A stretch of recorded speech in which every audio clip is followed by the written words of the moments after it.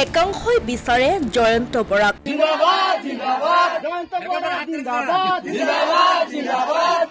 এবাৰ 42 সমষ্টিত স্থানীয় যুৱক জয়ন্ত বৰাক লাগিব। একাংশক লাগে পল্লৱ লোচন দাসক।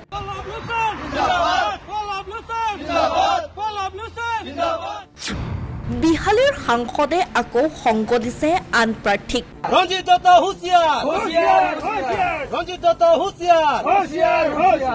সমষ্টি এটা, দলো এটা, কিন্তু প্ৰাৰ্থী ভিন ভিন। বিহালী বিজেপি শিবিৰত মেৰা ফাট যেন এতিয়া ক্ৰমাৎ স্পষ্ট হৈ পৰিছে।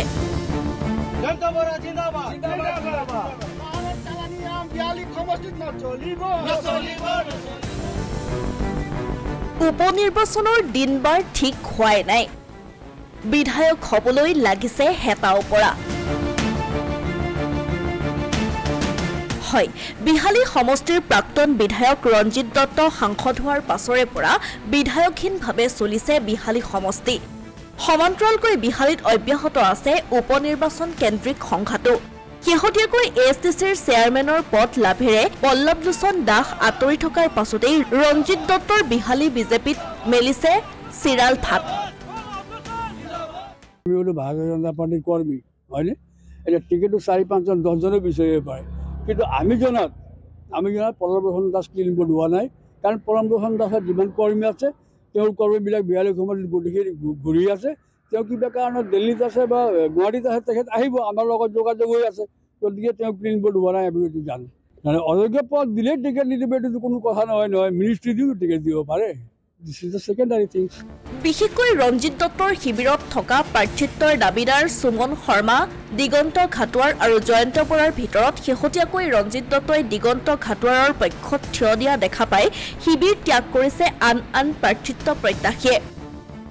আমাৰ যি স্থানীয় MLA আছিলে ৰঞ্জিত দত্ত ডাঙৰীয়া, বৰ্তমানতো এতিয়া MP হৈ গ'ল, কিন্তু তেখেতে এতিয়া আমাৰ চাহ বাগিচা অঞ্চলত এটা গেম খেলিছে যে আমাৰ ইয়াত যেতিয়া উপনিৰ্বাচনৰ কাৰণে তেখেতে বাহিৰৰ পৰা বেলেগ এজন মানুহ মানে ইয়াত আনি কিনে আমাৰ বিহালী সমষ্টিত ইলেকশ্যন খেলাব। গতিকে আমি বাহিৰৰ মানুহক আমি ইয়াত ভোট নিদিওঁ। আমি আমাৰ স্থানীয় যুৱক আছে, আমি জনামতে আমাৰ জনপ্ৰিয় নেতা আছিলে জয়ন্ত বৰা ডাঙৰদেৱ, আমি তাকে চিনি পাওঁ। তেওঁ আমাৰ বহু সময়ত দুখে বিপদে আমাক সহায় কৰিছিল আৰু আমাৰ যি লকডাউনৰ সময়ত তেখেতে আহি কিনে আমাক সহায় কৰিছিল। আমি বিহালীত যদি তেনেবোৰ নেতাক আমি পাওঁ, আমাৰ দ্বাৰা ৰাইজৰ ভাল হ'ব। আৰু আমি ভাবিছোঁ এবাৰ যদি ৰঞ্জিত দত্ত ডাঙৰীয়া যদি বিহালীত বিজেপি দলটোক যদি বচাবৰ কাৰণে তেওঁ যদি বেলেগ বাহিৰৰ পৰা মানুহ আনি টিকেট দিয়ে, আমি ভোট নিদিওঁ আৰু আমি বিজেপিক ইয়াৰ পৰা একেবাৰে নাস্তিভূত কৰি দিম।